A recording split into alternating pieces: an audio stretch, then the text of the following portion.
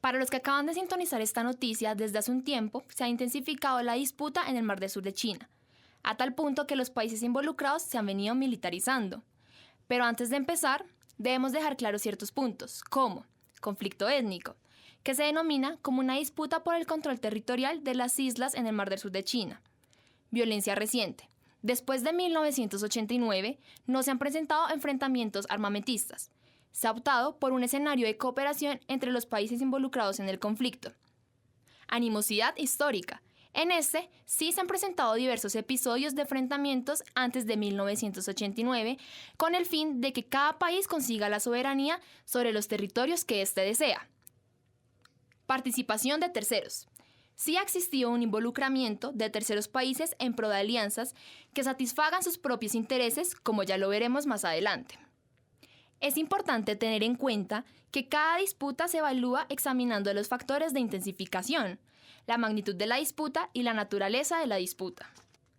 Pero bueno, empecemos por entender qué es el Mar del Sur de China. El Mar del Sur de China está conformado por un grupo de 5 archipiélagos que abarcan un área aproximadamente de 3.600.000 kilómetros cuadrados, haciéndola a su vez la tercera extensión marítima más grande del mundo. Esta enorme extensión de mar limita con Filipinas, Taiwán, República Popular de China, Malasia, Singapur, Indonesia, Tailandia, Brunei, Camboya y Vietnam. Y esto ha llevado a tensiones políticas especialmente con las islas de Spratly y Paracelso. ¿Spratly y Paracelso? Las Spratly están compuestas por 104 islas y arrecifes, contemplando a países como la República Nacionalista de China o Taiwán, Malasia, Filipinas, la República Popular de China y Vietnam, que cuenta con 7 islas, 16 arrecifes y 3 bancos de arena, con un total de 0.40 kilómetros cuadrados. Ahora, las islas que conforman el archipiélago de Paracelso están situadas aproximadamente a la misma distancia de la costa de China, como las de Vietnam, y aproximadamente el doble de lejos de Filipinas. Este archipiélago tropical está compuesto por 130 pequeñas islas de coral y arrecifes, que a su vez están divididas en el grupo de Amphitrite del noreste y el grupo de la Media Luna del oeste. Pero, ¿por qué es tan importante esta zona? En general, el Mar del Sur de China tiene un valor económico que reside en los 11.000 millones de barriles en petróleo y los 190 billones de pies cúbicos en gas natural. Adicionalmente, la pesca que tiene una gran importancia, ya que el territorio es considerado como una de las zonas pesqueras más ricas del planeta. Además de esto, tiene un gran papel militar, ya que se pueden instalar bases navales, aéreas y baterías de misiles tierra-aire, con los cuales se puede ejercer amenaza a los demás países. También es esencial el comercio internacional, ya que por ella transitan mercancías valoradas en más de 8.000 millones de dólares al año, y mueve alrededor del 50% del tráfico marítimo mundial, que equivale a unos 50.000 barcos anuales. Pero bueno, ¿y a quién pertenecen estos territorios? Eso es lo que está en disputa. Entonces, ¿a quién pertenecieron? Pues no se tiene muy claro, es una historia un poco confusa donde aparecen diferentes soberanías y estados como actores. Mejor dicho, todo comenzó entre los siglos XIV y XVII, cuando se encontraron los territorios en algunos mapas antiguos y otros textos de la dinastía Ming. Tiempo después, se demarcó en un mapa la línea de los 9 puntos. La demarcación fue elaborada en 1946 en los últimos años caóticos de la Guerra China. Todo esto antes de que el régimen dejara China para huir a Taiwán. De ahí que el gobierno nacionalista de Chiang Kai-shek adoptara por primera vez esa reclamación en 1947, apoyándose en acartonados mapas, y Mao le heredara tras imponerse en la guerra civil en 1949. Ya con los comunistas en el poder, el Mar del Sur de China recibió finalmente sus coordenadas en un documento titulado Los límites de océanos y mares, publicados por la Organización Hidrográfica Internacional.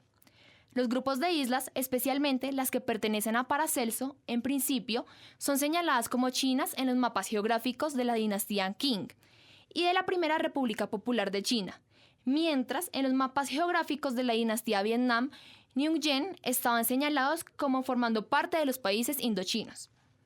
En 1932, Francia, que gobernaba en ese momento en Vietnam, declaró el archipiélago anexo a Indochina. De esta forma es que las Paracelso permanecieron en manos de los colonistas franceses hasta 1956, cuando fueron derrotados y reemplazados por los vietnamitas del sur.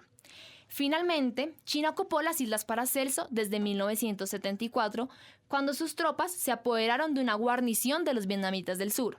En 1974 se dio un choque entre una escuadra naval de Vietnam del Sur y una escuadra naval de China. Este choque le dio la victoria a China, hundiendo 4 buques de guerra vietnamitas y causando 53 muertes y 16 heridos, mientras que los chinos informaron de 4 buques dañados y 18 muertes. Después de esta victoria, el dominio chino fue indiscutible, tanto que hoy los chinos no solo tienen bases militares y sitios civiles en las Paracelso, sino que también impiden a los pescadores vietnamitas acercarse a las islas. En cuanto a las Islas Spratly, el dominio de las islas estaba bajo la soberanía del emperador Gianlong de Vietnam. Años después, la isla fue utilizada como base militar, y ahí fue cuando empezaron las disputas territoriales entre China y Vietnam, dado que en 1847 el emperador de China decretó la administración de las islas para su explotación. Durante los años siguientes, las Islas Spratly tuvieron varias disputas por países como Japón, Francia, Vietnam y China. No obstante, la soberanía de los territorios terminó al mando de la República Popular de China en 1947. A causa de la difícil delimitación territorial que han tenido estas islas, en 1956 hubo enfrentamientos políticos y militares entre las Filipinas, China, Vietnam y al mismo tiempo Francia informó de sus derechos legales sobre las Islas Spratly. En este orden de ideas, antes de 1974, estaban en disputas por la soberanía de este archipiélago y aunque Naciones Unidas intervino por irregularidades por parte del gobierno chino, no se le dio importancia internacional que se debía a este conflicto marítimo. Bueno, pero después de todo esto, ¿qué pasa actualmente con estos territorios? Pues son disputados. Las Spratly son reclamados por Vietnam, las dos Chinas, Malasia, Brunei y por Filipinas. Las Islas Paracelso están en disputa por parte de Vietnam, la República Popular de China y Taiwán. Veamos cómo se dividen las reclamaciones de todos estos países. República Popular de China y Taiwán reclaman casi la totalidad de la soberanía de la línea de los 9 puntos. ¿Pero por qué?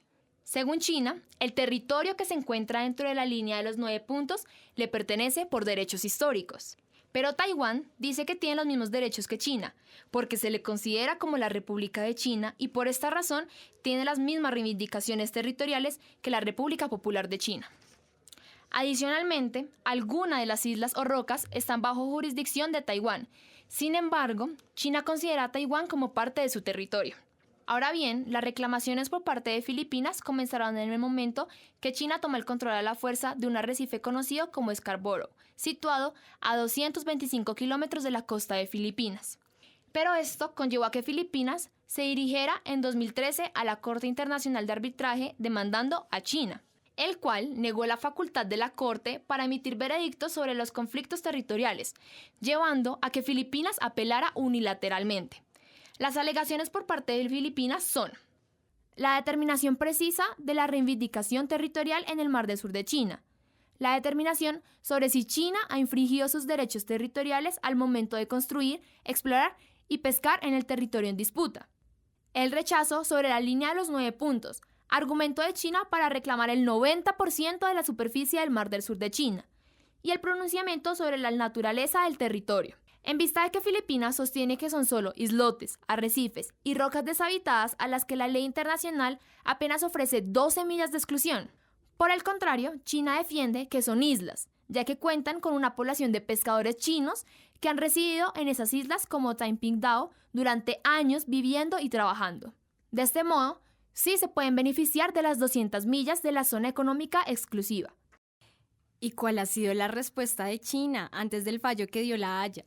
Bueno, primero se niega a tomar parte del litigio argumentando que todo el que realiza en la zona está disputado en la Convención de las Naciones Unidas sobre el Derecho del Mar.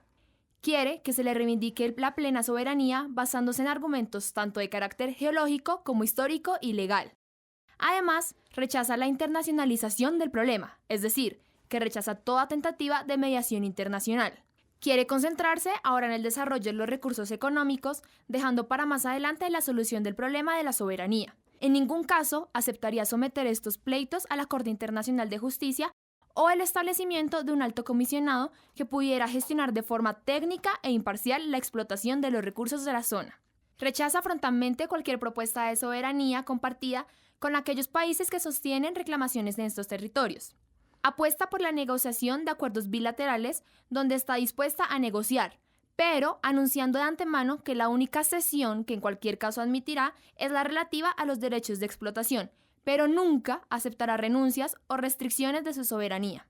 Y respecto a este punto y los acuerdos bilaterales, el expresidente filipino, cuando acudió al Tribunal Internacional, alegó que 17 negociaciones bilaterales habían sido infructuosas.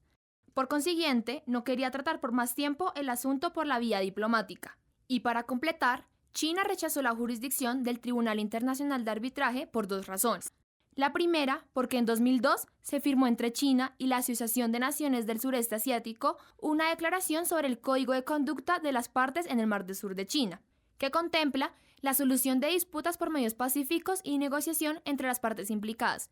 Siendo Filipina miembro de la ASEAN, está obligado por esta declaración. La segunda, que China, amparándose en el artículo 298 de la UNCLOS, hizo una declaración en 2005, excluyendo la jurisdicción obligatoria sobre disputas que afecten las delimitaciones marítimas. Pero ¿y entonces cuál fue la respuesta de La Haya? Pues el año pasado, el Tribunal de La Haya falló en contra de China por la disputa marítima con Filipinas, argumentando que no se encontraron fundamentos para las pretensiones territoriales de China en el mar de la China Meridional, y cuestiona la naturaleza de los territorios disputados. O sea, ninguna de las formaciones marítimas que componen las Islas Spratly ni el Bajío Scarborough son islas, al considerar que estas son meras elevaciones en bajamar o rocas no aptas para mantener habitación humana o vida económica propia. Por lo tanto, no componen una zona económica exclusiva, y no existe evidencia histórica de que China haya ejercido un control exclusivo sobre las aguas del Mar del Sur de China. Finalmente, censura a China por violar la UNCLOS al menoscabar derechos de pesca, prospección petrolífera y navegación de filipinos, y al permitir las prácticas pesqueras que deterioran gravemente la biodiversidad y los ecosistemas del Mar del Sur de China, y así causar un severo impacto medioambiental con la construcción de las islas artificiales. ¿Y qué respondió China frente al fallo de La Haya?